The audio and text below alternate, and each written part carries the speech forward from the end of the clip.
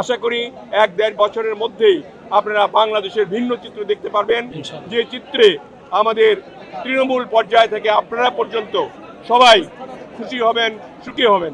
পরিবর্তন একটা প্রক্রিয়া। আমাদের আজকে যার আদর্শে আমাদের বাংলাদেশ জাতীয়তাবাদী দল চলছে এবং তাই জাতীয়তাবাদী দলের মাননীয় প্রধানমন্ত্রী তারেক রহমানের নেতৃত্বে সরকার পরিচালিত হচ্ছে। আমরা তার মাজার আমরা জিয়ারত করলাম, সঙ্গে দেশনেত্রী বেগম খালেদা জিয়া, যিনি আপসের নেতৃত্ব দিয়ে আমাদের আজকে এই পর্যায়ে এনেছেন, তিনি যাতে বেহেশতবাসী হন সেই দোয়া আমরা করলাম।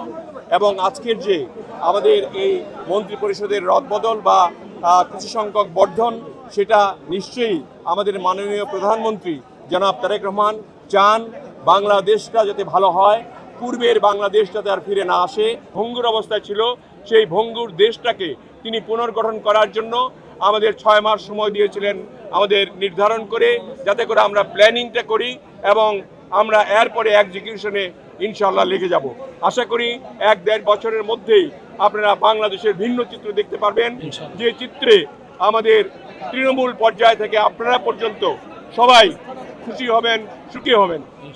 আমরা সুখী সমৃদ্ধ বাংলাদেশ দেখতে চাই এবং এই জন্য আজকে শহীদ প্রেসিডেন্ট জিয়াউর রহমানের আদর্শে গঠিত যে দল জাতীয়তাবাদী বাংলাদেশ, যে জাতীয়তাবাদী দল বাংলাদেশের আমাদের যে মাননীয় প্রধানমন্ত্রী যেটার চেয়ারম্যান, যিনি আজকের প্রধানমন্ত্রী, এবং আপসের নেতৃত্ব যে বেগম খালেদা জিয়া, তিনি তার আপসের নেতৃত্বে যে আমরা আজকে এর দূর পর্যন্ত আসতে পেরেছি, এই জন্য মহান আল্লাহর দরবারে শুকরিয়া জানাতে তাদের কবরগুলি আমরা, তাদের মাজারগুলি আমরা জিয়ারত করলাম।